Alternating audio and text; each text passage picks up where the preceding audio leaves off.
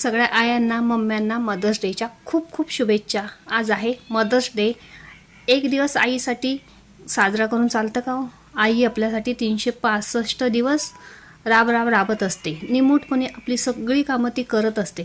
पण आपण काय करतो? आपण फक्त तिला गृहीत धरतो।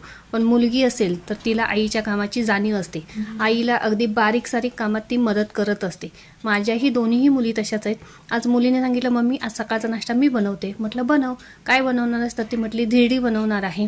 मग तिने काय केलं, गव्हाचं पीठ घेतलं, त्याच्यात 1 चमचे जिरं घातलं, 1 चमचे ओवा घातला, वाटलेला 1 चमचा खरडा घातला, 1 चमचा लाल तिखट घातलं, हळद घातली, मीठ घातलं आणि त्या पिठाचं तिने बॅटर तयार केलं। आणि इकडे पॅनसुद्धा गरम करायला ठेवलेलं। पॅनवरती एक एक करून तिने धिरडी सोडली आणि सगळ्यांना गरमागरम धिरडी खायला दिली। आणि धिरडीसुद्धा एवढी भारी झाली होती, चवीला मस्तच अप्रतिम झाली होती। तर तुम्हीसुद्धा या ही गरमागरम धिरडी खायला।